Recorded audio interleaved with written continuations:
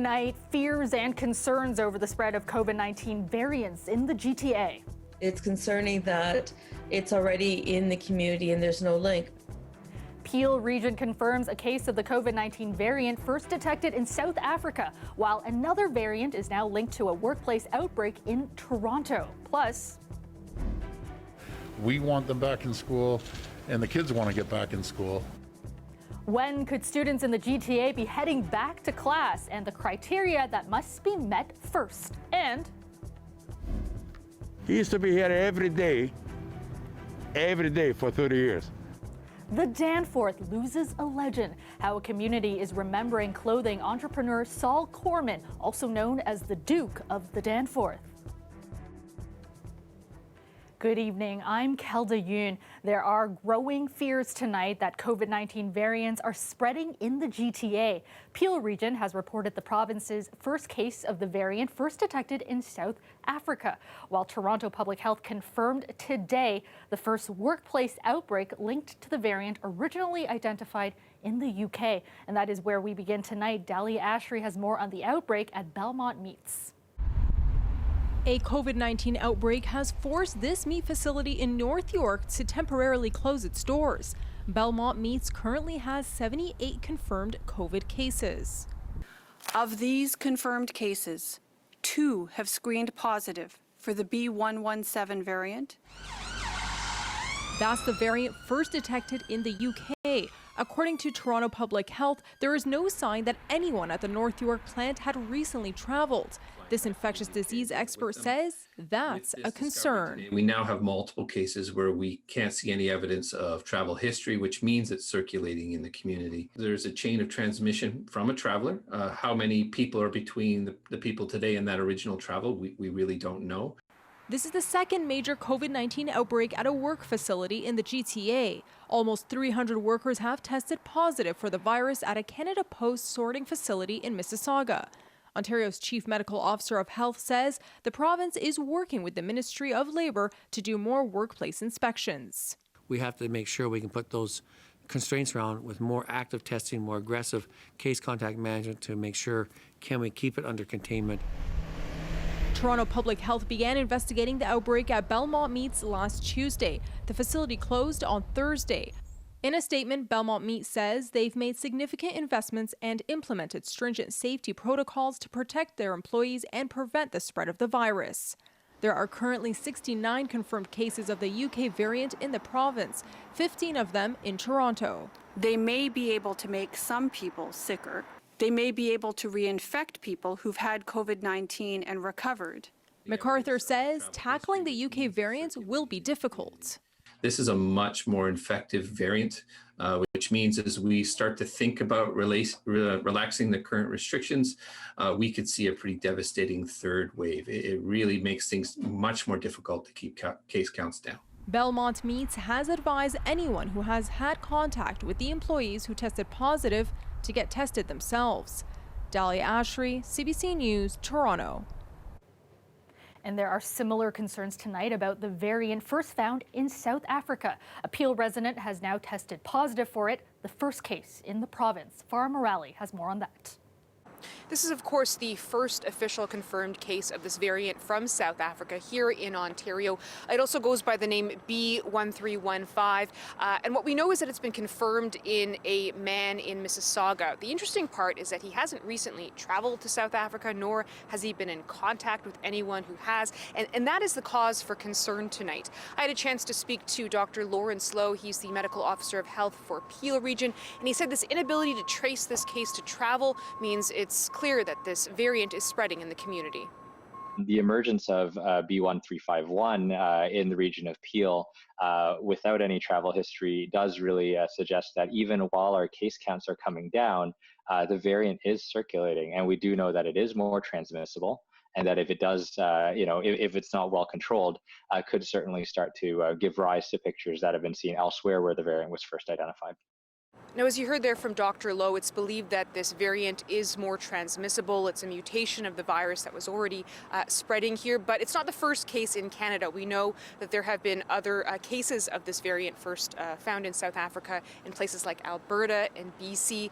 The concern here is that it could lead to a further spread of the virus or an increase in cases, especially when research is still being done about the vaccine's effectiveness on variants. I had a chance to speak to Dr. Anna Banerjee. She's an infectious diseases professor at U of T. Here's what she had to say. And the vaccine seems to be more effective for the UK strain compared to South African strain. So that's the other concern. If this strain starts spreading widely, and it's concerning because we don't know where it's being spread, then this strain could become a dominant strain. Of course, there is still a lot of research being done about the vaccine's effectiveness on these new variants, so any data is still very preliminary. But the message tonight from health officials is that we need to remain vigilant with our COVID-19 measures, everything from physical distancing to mask wearing to really staying at home. And even though the case numbers are declining here in Ontario, we need to keep following these measures in order to keep the spread of these new variants at bay. Farah Morelli, CBC News, Toronto. The province's daily COVID-19 case count continues to be on a slow decline, with Ontario reporting just under 2,000 new infections today. A total of 1,969 cases were registered by health officials, with 36 more deaths. Just over 70,000 people have been fully vaccinated against this virus. Health officials in the province have administered just under 342,000 doses of the vaccine so far. A Barrie long-term care home where dozens of residents have died after an outbreak of COVID-19 is now facing a class action lawsuit. A statement of claim was filed today. It alleges Roberta Place failed to take basic precautionary measures to protect against the virus, allowing it to run rampant through the home. The allegations have not been proven in court. An outbreak was declared at Roberta Place early last month. Since then, more than 200 people have contracted the virus. 61 residents have died. Health officials have confirmed that at least some of the residents have the variant first identified in the UK. The Ford government says when GTA schools reopen, they will have in place the ability to do more testing for COVID-19. As for when in-class lessons will resume, the government says that announcement will come later this week. Queen's Park reporter Mike Crawley has more. Back to class today for nearly 300,000 students in this province, including these kids in Ottawa. How are you feeling about coming back to school? Scared. A little scared. In-person classes have now resumed in more than half of Ontario's health units. Not so for schools in the Greater Toronto Area, Hamilton, and most places from Windsor to Barrie. For parents, kids, and teachers in those regions, no firm date given today, but a strong hint from the Premier. Our goal is to focus on getting the schools open by February the 10th. That's next Wednesday. The official word will come this Wednesday. I know the parents want the kids back in school. We want them back in school, and the kids want to get back in school. The decisions on when to reopen schools involve local medical officers of health and their provincial counterpart.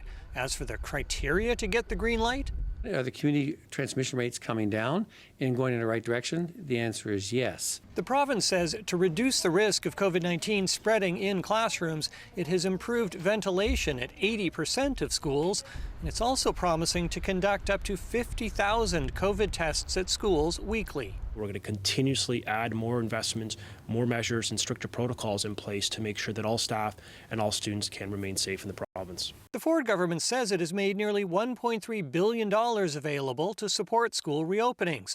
The federal government provided a portion of that last fall, and almost $500 million comes from school boards' own reserves. So actual provincial funding is roughly $400 million. The danger of the amount of learning loss that we could be seeing, of kids who may lose a year of schooling because they don't have enough supports. We should be spending billions and billions of dollars across the country on this. It should be seen as a national crisis. 500,000 students in this province are not coming back to in-person classes. They've opted for online-only education in the pandemic. That's roughly 1/4 of Ontario's entire school enrollment. Mike Crawley, CBC News, Toronto. Mandatory COVID-19 testing began today at Pearson Airport for all international travelers. The Ontario government hopes the new rules will stop the more contagious mutations of the virus from spreading further into the province. Laura McQuillan has more from Pearson.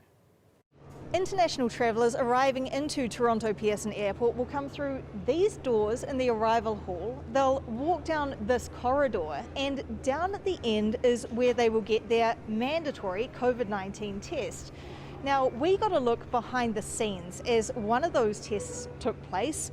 We also caught up with some of the travellers arriving today, and here's what they told us. It makes sense that the government want to be safe and not let sick people in and stuff, so that's fine compared to where I'm from because we don't test at all. We're very open. There is enforcement of this new rule, a ticket of up to $750 for anyone who refuses to get the test. And extra police were on hand at the airport today to make sure everyone followed that new requirement. What all the partners here are hoping to do is gain compliance through everyone understanding this is a public health emergency. And we're satisfied the vast majority of people will do that. This new measure in Ontario comes into effect just days before new federal travel restrictions. As of Wednesday, just before midnight, travellers arriving into Canada will have to land at one of 4 airports: Calgary, Montreal, Vancouver, or here in Toronto. And the federal government has said as early as Thursday it will roll out mandatory testing at those airports, with those who get a test then having to spend up to 3 days in a hotel to quarantine while they await their results. If they get a negative test, they can head home, spend the rest of their 14-day quarantine period there. If they test positive, they will have to go to a government-run facility to quarantine. All of this aimed at stopping new coronavirus variants from entering Canada. Laura McQuillan, CBC News, Toronto. It has been a devastating year for small businesses in Toronto. The city has lost thousands of shops and services during the pandemic, but the local government says there's a way it can help some of those still standing stay afloat. All they need is an okay from the province. Nick Boisvert explains. And in seconds, it will give you a perfect cup of tea. 2020 was supposed to be just the start for Imad Al-Safi's new coffee business. He envisioned a quick expansion and cool gadgets like this at multiple locations within a few years. It turns out merely surviving was hard enough. If it wasn't for that reserve I had for my second shop, would have closed since long. Almost a year later, he says the outlook for his shop isn't much better. The question is, for how long we'll be discussing this and for how long we can sustain the business. My funds are limited, and it's only a matter of a short time. Many other small businesses never even made it this far. In March 2020, there were more than 158,000 businesses open in Toronto. According to the most recent estimates from October, that number has dropped to about 148,000. The worst month of the pandemic came in April of last year, when more than 25,000 businesses closed their doors. Over the past year, what we've seen is an alarming number of businesses literally collapse. At its meeting this week, City Council will debate the possibility of a new small business tax class, which could come with a 25% property tax break. Ontario said it would allow cities to do that last fall, but it's still not clear how it would work. We need the province to release the provincial regulations that outline the details on how to get this done as soon as possible. The clock is literally ticking. Small business advocates say some extra relief could go a long way.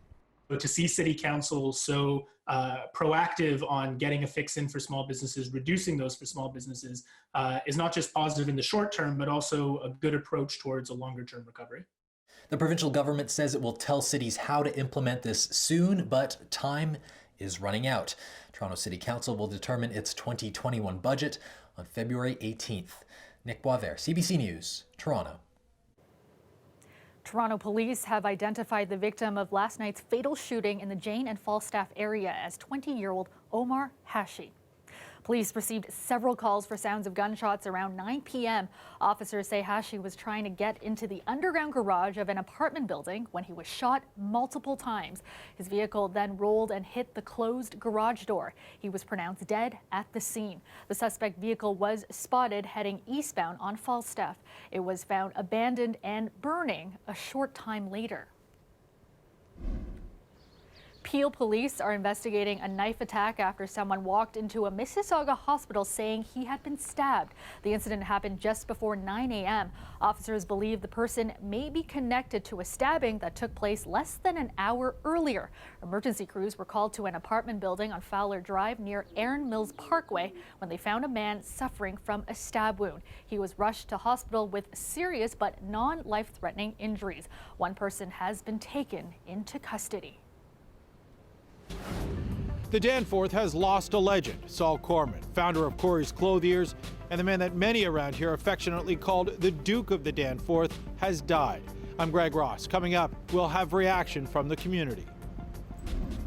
Some northerly winds coming back at us and getting a little stronger by tomorrow afternoon. I'm meteorologist Colette Kennedy, but the overall trend is going to be one where things get a little milder the next few days. Details after the break.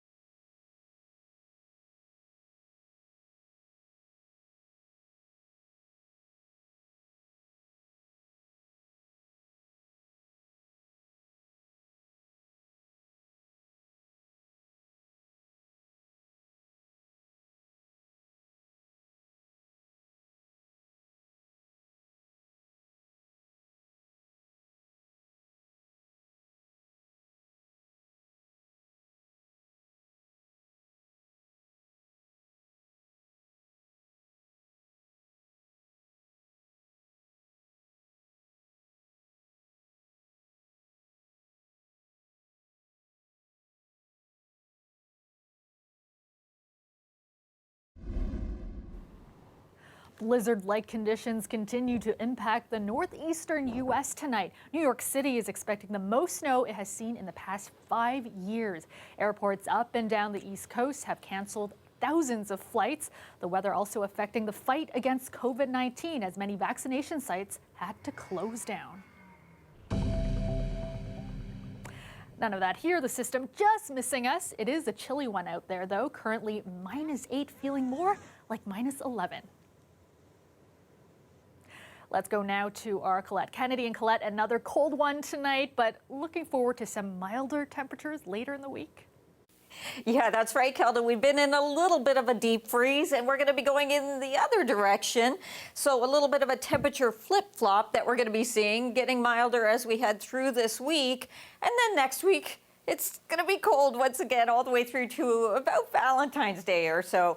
In between those two things with our temperatures, next chance of snow, well, Thursday night, maybe a little bit of light snow. But the problem with that is that with the temperatures going up, it's really going to turn into a mix on Friday. So Sunday, with some cooler air coming in, we could get a little bit then. But that's getting pretty far out there. Just giving you a heads up. Also know that some of the areas where we have some of this snow on the ground, it will be melting a little bit, at least as those temperatures go up. You do need to be cautious on the ice as well, because this is going to play a factor into how safe ice is in many areas where we've been having problems with that. Daytime temperatures today, these are the lows from this morning. So -11 for Oshawa and Toronto. Windsor, a little milder at -4. Not the case at the nation's capital. You see that at -20 this morning. And then our highs into the afternoon hours, we got to -1. Or -1 for Windsor, -4 for the Toronto area, but still had that wind chill making it feel like about -10. Now, the system, monster system, causing all the problems in the U.S. and the heavy snowfall there and the very strong winds. A little bit of light snow today from Hamilton around towards the Niagara region. That's going to back up a little bit, so we may get some flurries coming back here. And you're looking at 5 to 10 centimeters with the effect and impact it's having on eastern Ontario there, from Kingston onward towards Ottawa and over towards Brockville, Cornwall, through that region along the St. Lawrence. But otherwise, kind of variable skies for us tomorrow, and we'll be seeing some sun and then a little more cloud coming in. But as high pressure continues to build in, by the way, it's what's saving us from that storm system in the northeast. It means Wednesday's going to be a beautiful day, getting warmer, but with sunshine to go along with it. Now, Thursday in the morning, things are good, and then increasing cloudiness as that system will be on our doorstep. That's the one coming in Thursday night that turns into that mix on Friday. Tonight, Windsor, how about -6, feeling like -13. The light snow kind of winding up in the flurries, so we get not really much clearing, just clearing in the precipitation tonight. 0. But for Sarnia, feeling like -7. It is going to feel cooler in Windsor too, but we don't always talk about a wind chill when you're actually not in the negatives. And for the GTA tonight, -9 for our low for Toronto, -6 St. Catharines. Daytime highs tomorrow. There you go. We're getting close to the freezing mark, and you may just get there, Oshawa, and then you can see as we go forward that milder air coming in each day, and then the door shuts as we get towards the weekend, Kelda. The weather is brought to you by Trane, the most reliable heating and cooling brand. We test, so it runs. It's hard to stop a train. Toronto entrepreneur and menswear fashion icon Saul Corman has died. His death was announced on Facebook over the weekend. Corman was the president of Corey's Clothiers on the Danforth, but many have come to know him as the Duke of Danforth. Greg Ross has more on the passing of a beloved community leader. Corey's was closed today, but that didn't stop people from coming by to pay their respects to founder Saul Corman, some leaving notes and flowers. I didn't sleep all night. Bill Zias is the treasurer for the Danforth BIA, which he says Corman helped create. Zias has known Corman for 50 years, and up until the start of the pandemic, they would have coffee together 3 or 4 times a week. He used to be here every day for 30 years.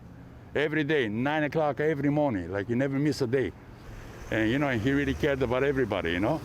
And they cared for Corman right back. For many who live and work on the Danforth, he was much more than just a local business owner.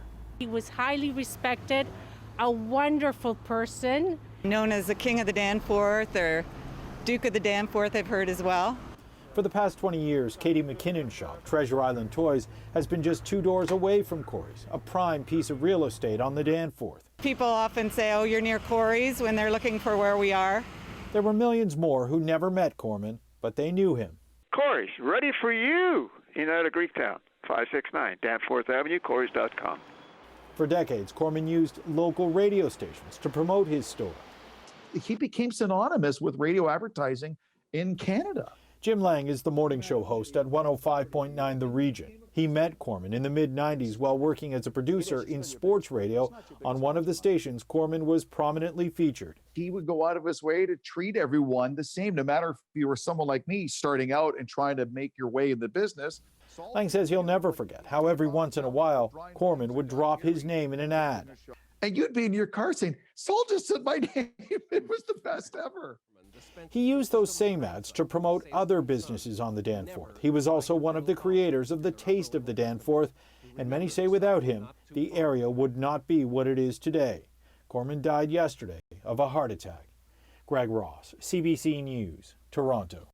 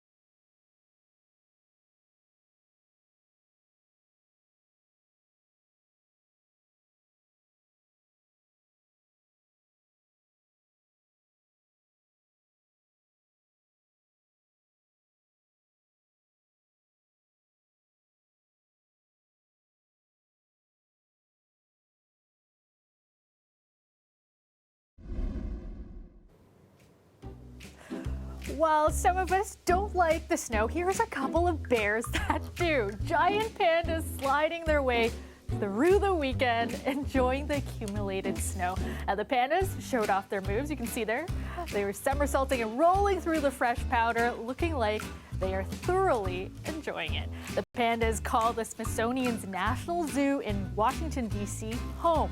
Such joy on their snow day. Hopefully that leaves a smile on your face. That is our show for you tonight. Thank you so much for watching. Dwight Drummond has your next local newscast tomorrow at 6, and I will see you back here tomorrow night at 11. Have a great night, everyone.